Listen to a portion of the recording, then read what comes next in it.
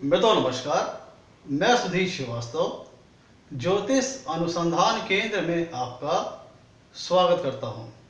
मित्रों, आप लोगों ने मेरे चैनल को अगर अभी तक सब्सक्राइब नहीं किया है तो जल्द सब्सक्राइब करें ताकि मेरे आने वाले नए वीडियोस और एपिसोड्स की सबसे पहले आपको जानकारी मिल पाए।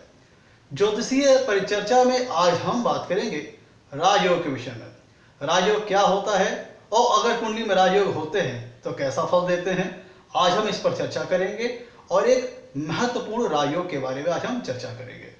मित्रों, जब कभी भी कुंडली में राजयोग होता है, वैसे हर एक व्यक्ति की कुंडली में 6 से 7 राजयोग होते हैं और कुछ दरिद्र योग होते हैं जो उनको भंग भी करते हैं। मतलब कहने का तात्पर्य यह है कि हर व्यक्ति की कुंडली में 5, 6, 7, 8 नंबर्स में राजयोग होते हैं और राजयोग होना यह दर्शाता है कि व्यक्ति जीवन में अपने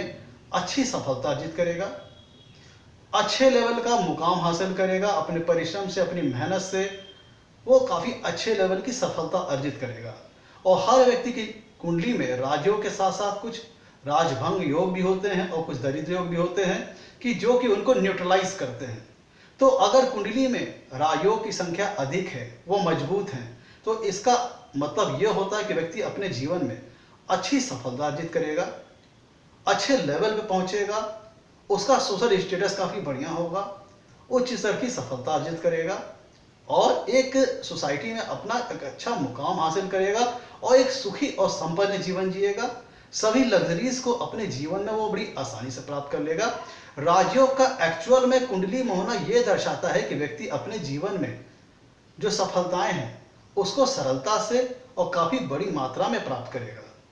और अगर उसी दर पे कुंडली में अगर दरिद्र योगों की या फिर राजभंग योगों की संख्या ज़्यादा है तो व्यक्ति को अपने जीवन में सफलता पाने के लिए काफ़ी संघर्ष का सामना करना पड़ता है, काफ़ी कठिन परिश्रम करना पड़ता है। तो अगर कुंडली में राजयोग हैं और राजयोग की संख्या ज़्यादा है, मान लीजिए 7, 8, 9, 10, उससे भी अगर ज़्यादा है, तो ये दर्शाता है कि व्यक्ति अपने जीवन में बड़े स्तर की सफलता अर्जित करेगा और बहुत आसानी से करेगा। मतलब व्यक्ति जो भी प्रयास करेगा अपने जीवन में, अपने कार्मिक क्षेत्र में जो भी वो परिश्रम करेगा, उसे उस क्षेत्र में बड़ी अच्छी सफलता प्राप्त होगी और आसानी से प्राप्त होगी।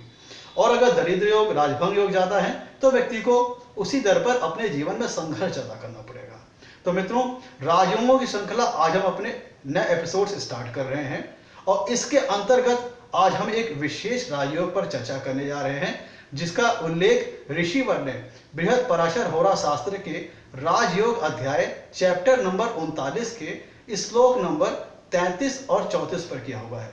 जिस पर ऋषिवर ने यह कहा है कि जो हमारे कुंडली के 2 महत्वपूर्ण भाव होते हैं, 2 महत्वपूर्ण त्रिकोण स्थान होते हैं, पंचम भाव और नवम भाव। कुंडली में हमारे 3 त्रिकोण स्थान होते हैं, प्रथम भाव, पंचम भाव और नवम भाव। तो जो ऋषिवर ने राजयोग का जो उल्लेख किया है बृहद पराशर होरा शास्त्र में चैप्टर नंबर 39 पर श्लोक नंबर 33 और 34 में, उसमें उन्होंने 2 त्रिकोण स्थान को महत्वपूर्ण बताया है, कुंडली के पंचम भाव और कुंडली के नवम भाव। ऋषिवर ने कहा है जो कि पंचम भाव जो कि संतान का है, बुद्धि का है, एजुकेशन का है, नवम भाव जो कि धर्म का है, कर्मकांड का है, पूजा पाठ का है, भाग्य का है, ईश्वर के प्रति समर्पण का भाव है। कुंडली में पंचम भाव और नवम भाव त्रिकोण स्थान हैं जो कि अत्यंत सुफल देने वाले होते हैं। अगर कुंडली में त्रिकोणाधिपति शुभ अवस्था में और अच्छी लोकेशन पर बैठे हैं तो जातक को अपने जीवन में काफ़ी अच्छे फल प्रदान करते हैं।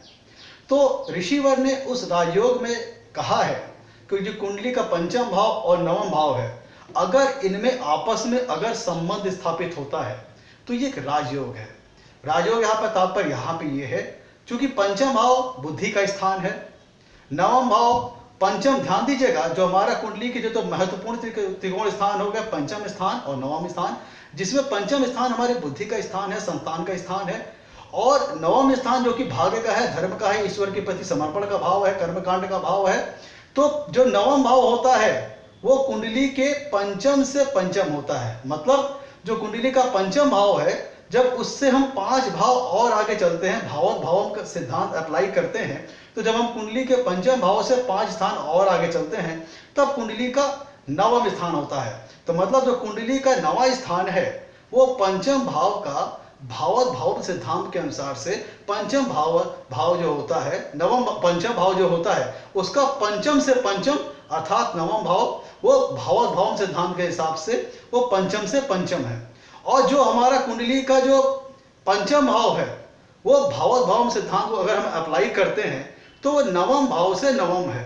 ध्यान दीजिएगा यहाँ पे आपस में किस तरह का संबंध बन रहा है, नव पंचम योग बन जाता है। जो ऋषिवर ने जो राजयोग बनाया है ये अत्यधिक सुंदर इसलिए भी हो जाता है क्योंकि ये नव पंचम योग का निर्माण करता है। क्योंकि जो पंचम भाव होता है, पंचम से पंचम भावत भाव सिद्धांत के अनुसार होता है नवम भाव, और नवम से नवम भावत भाव सिद्धांत के हिसाब से होता है पंचम भाव। तो पंचम और नवम भाव का अगर आपस में संबंध बनता है तो ये एक तरह से नव पंचम योग का निर्माण करता है, जिसके चलते अति श्रेष्ठ शुभ फल देने वाले राजयोग का निर्माण हो जाता है। पंचम भाव होता है बुद्धि का, एजुकेशन का, संतान का, और पंचम से पंचम भाव भावत भाव सिद्धांत के अनुसार पंचम भाव से पंचम भाव नवम भाव होता है, जो कि ये दर्शाता है कि व्यक्ति अगर पंचम भाव से हम शिक्षा का विचार करेंगे तो नवम भाव से जो कि उसका पूरक स्थान है, पंचम से पंचम स्थान है, तो ये दर्शाता है कि व्यक्ति उच्च स्तर की शिक्षा हासिल करेगा। और जो पंचम भाव होता है वो नवम भाव से नवम होता है। अगर हम भावत भाव का सिद्धांत का अप्लाई करते हैं तो जो पंचम भाव होता है वो नवम से नवम होता है। इसलिए यहाँ पे अगर हम भाग्य का विचार करते हैं तो पंचम भाव जो होता है वो भावत भाव सिद्धांत के अनुसार से नवम भाव का पूरक स्थान होता है। तो जब हम नवम भाव से भाग्य का विचार करेंगे तो पंचम भाव से भी भाग्य का विचार करेंगे, और जब हम पंचम भाव से बुद्धि का विचार करेंगे, शिक्षा का विचार करेंगे, तो नवम भाव जो कि पंचम भाव का पूरक स्थान है भावत भाव सिद्धांत के अनुसार से, वो ये उसकी कंफर्मेशन देगा, 2 लेवल कंफर्मेशन देगा। भावत भाव सिद्धांत यहाँ पे अप्लाई होगा और 2 लेवल हमें कंफर्मेशन प्रोवाइड करेगा। तो कुंडली के पंचम और नवम स्थान अत्यंत सुफल देने वाले स्थान कहे गए हैं, 2 त्रिकोण स्थान है, और जब इनमें संबंध स्थापित होता है तब ये राजयोग कारक हो जाते हैं। और संबंध किस प्रकार से स्थापित होगा? संबंध यहाँ पे जो राजयोग ऋषिवर ने जिसमें उल्लेख किया है, यहाँ पे 3 प्रकार से संबंध स्थापित होंगे। संबंध कैसे कैसे स्थापित होगा कि पंचम भाव का स्वामी अर्थात पंचमेश और नवम भाव का स्वामी अर्थात नवमेश आपस में अगर परस्पर दृष्टि संबंध बना रहे हैं तो फिर राजयोग बनेगा। आपस में परस्पर दृष्टि संबंध मतलब हुआ कि पंचम भाव का स्वामी पंचमेश 7वीं दृष्टि से नवमेश को देखे, और नवम भाव का स्वामी अर्थात नवमेश 7वीं दृष्टि से पंचम भाव के स्वामी पंचमेश को देखे, तो ये राजयोग निर्माण होगा। कहने का तात्पर्य यह है कि पहले प्रकार का जो संबंध स्थापित होगा वो ऐसे स्थापित होगा कि पंचम भाव का स्वामी पंचमेश और नवम भाव का स्वामी अर्थात नवमेश में अगर परस्पर दृष्टि संबंध स्थापित हो रहा है तो पहले प्रकार से ये नवपंचम राजयोग का निर्माण होगा, जो कि ऋषिवर ने बृहद पराशर होरा शास्त्र में इसका उल्लेख किया है राजयोग अध्याय में श्लोक नंबर 33 और 34 पर। तो मैं आपको पहले प्रकार का जो राजयोग बन रहा है नवपंचम राजयोग का, उसका मैं उदाहरण आपको मैं दे देता हूँ। या देख लीजिए, मैंने आपको समझाने के लिए एक सैंपल चार्ट लिया हुआ है जो कि कर्क लग्न का है। मैं यहाँ पे जो भी सिद्धांत बता रहा हूँ वो सभी लग्नों पर एप्लीकेबल होगा। तो मैं यहाँ पे जो भी सिद्धांत बताऊंगा आप उसे अपनी कुंडली में मैच करके देखिएगा कि सिद्धांत मैच कर रहा है कि नहीं कर रहा है। और अगर सिद्धांत मैच कर रहा है तो इसका मतलब आपकी कुंडली में राजयोग का निर्माण हो रहा है। तो ध्यान दीजिए, आपको समझाने के लिए मैंने एक सैंपल चार्ट लिया हुआ है जो कि कर्क लग्न का है, जिसके पंचम भाव में आ रहा है 8 नंबर मतलब वृश्चिक राशि, जिसके स्वामी होते हैं मंगल। और कर्क लग्न की कुंडली में नवम भाव में आ रहा है 12 नंबर मतलब मीन राशि, जिसके स्वामी होते हैं गुरु। तो यहाँ पे पंचम भाव का स्वामी हो गया मंगल, कर्क लग्न कुंडली में पंचम भाव का स्वामी हो गया मंगल और नवम भाव का स्वामी हो गया गुरु। अगर ये आपस में परस्पर दृष्टि संबंध या इसे कहें म्यूचुअल एस्पेक्ट अगर आपस में बनाते हैं तो ये प्रथम प्रकार का नवपंचम राजयोग का ये निर्माण करेगा। अब देखिए वो किस प्रकार से बनेगा। मान लीजिए कि गुरु बैठे हैं कुंडली के केंद्र स्थान में, गुरु बैठे हैं कुंडली के केंद्र स्थान में और मंगल बैठे हैं कुंडली के 10वें स्थान में। मंगल बैठे हैं कुंडली के 10वें स्थान पे। तो कर्क लग्न कुंडली में नवम भाव के स्वामी अर्थात नवमेश बैठे हैं 4th भाव में केंद्र स्थान में, और पंचम भाव के स्वामी अर्थात पंचमेश बैठे हैं 10वें भाव में। और ये आपस में मंगल 7वीं दृष्टि से, मंगल यानी पंचमेश इस उदाहरण में 7वीं दृष्टि से नवम भाव के स्वामी अर्थात नवमेश को देख रहे हैं, और नवम भाव के स्वामी नवमेश सातवीं दृष्टि से पंचम भाव के स्वामी पंचम भाव के स्वामी अर्थात पंचमेश मंगल को देख रहे हैं, जिसके चलते ये प्रथम प्रकार का राजयोग का इसमें निर्माण हुआ, जिसमें कहा गया है ऋषिवर के द्वारा कि पंचम भाव के स्वामी पंचमेश और नवम भाव के स्वामी अगर नवमेश में परस्पर दृष्टि संबंध बन रहा है तो प्रथम प्रकार का संबंध स्थापित होगा, जिसके चलते कुंडली में राजयोग होगा। अब हम बात करते हैं कि कुंडली में जो दूसरा प्रकार का संबंध बताया गया है पंचमेश, और जो दूसरे प्रकार का पंचम भाव अर्थात पंचमेश और नवम भाव का अर्थात नवम भाव के स्वामी अर्थात नवमेश में जो दूसरे प्रकार का संबंध स्थापित होता है, जिसके चलते राजयोग का निर्माण होगा, वो होगा युति द्वारा। तो अगर पंचम भाव के स्वामी अर्थात पंचमेश और नवम भाव के स्वामी अर्थात नवमेश अगर कुंडली में किसी शुभ स्थान में युति करके बैठे हुए हैं तो भी एक दूसरे प्रकार से ये कुंडली में राजयोग का निर्माण करेगा। अब हम कर्क लग्न कुंडली में अगर पंचम भाव का स्वामी अर्थात पंचमेश की बात करें तो वो होते हैं मंगल, और नवम भाव के स्वामी अर्थात नवमेश की बात करें तो वो होते हैं गुरु। तो गुरु और मंगल अगर कुंडली में कहीं एक साथ युति करके बैठते हैं तो भी ये दूसरे प्रकार का संबंध इसमें पंचमेश और नवमेश के बीच स्थापित हुआ, जिसके चलते कुंडली में राजयोग का निर्माण हुआ। ध्यान दीजिएगा, पंचमेश और नवमेश कुंडली के किसी शुभ स्थान में अगर युति करके बैठ रहे हैं तो ये दूसरे प्रकार का संबंध पंचमेश और नवमेश के बीच बना, जिसके चलते कुंडली में राजयोग होगा। अब तीसरे प्रकार के संबंध की बात करते हैं हम, जिसके चलते कुंडली में पंचमेश और नवमेश के संबंध के चलते राजयोग का निर्माण होगा, उसकी हम बात करते हैं। जो तीसरे प्रकार का संबंध जो ऋषिवर ने बताया है इस राजयोग में, वो ये बताया है कि अगर पंचमेश और नवमेश में अगर राशि परिवर्तन हो रहा है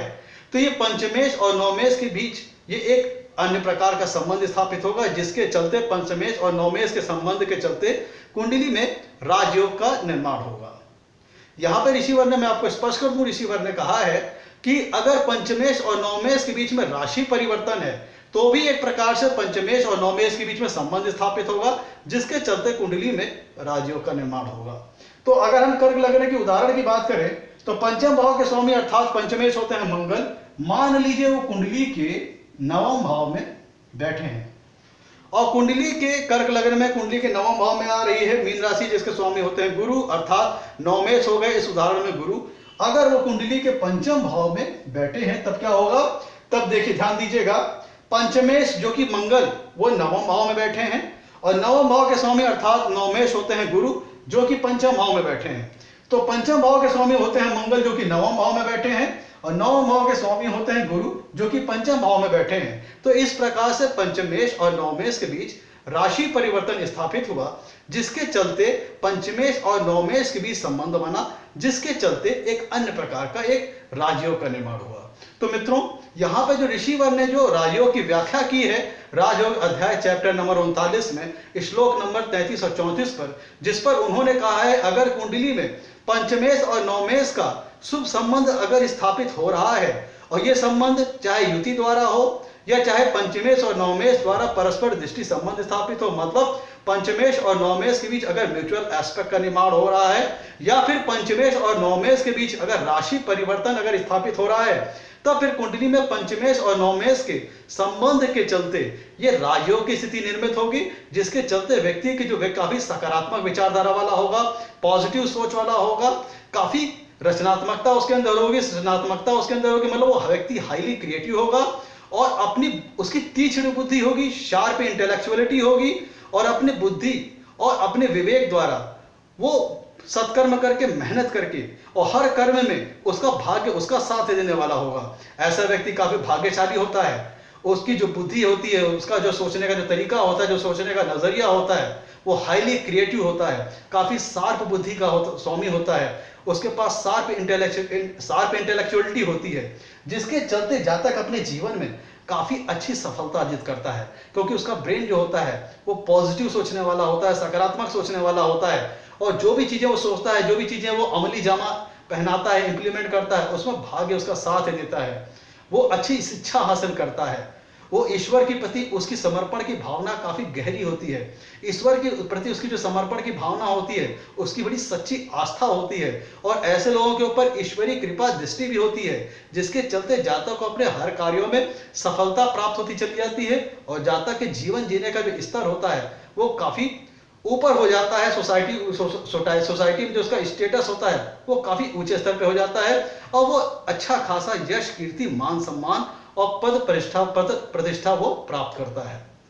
मित्रों, जिसके चलते जातक जीवन में अपने सुखी, संपन्न और एक वैभवशाली जीवन जीने वाला होता है और ईश्वर के प्रति उसकी गहरी आस्था होती है। वो काफी पूजा पाठ में रुचि लेने वाला होता है। वो संतान का उसको अच्छा बड़ा सुख प्राप्त होता है। संतान हमेशा आज्ञाकारी होती है ऐसे लोगों की, और संतान ऐसे लोगों को अपना संतान के चलते भी ऐसे लोगों का नाम रोशन होता है। तो मतलब जो ऐसे लोगों की जो संतान होती है वो आगे चल करके अपने पिता का नाम रोशन करती है। ऐसे लोग तीसरी बुद्धि के स्वामी, शार्प इंटेलेक्चुअलिटी इनके पास होती है और ये जीवन में काफी सफल होते हैं और उच्च स्तर का मुकाम हासिल करते हैं। मित्रों, आज के लिए इतना ही। आपसे कहना है मेरे वीडियो को लाइक करें और मेरे चैनल को सब्सक्राइब करें ताकि मेरे आगे आने वाले वीडियोस की सबसे पहले आपको जानकारी मिल पाए।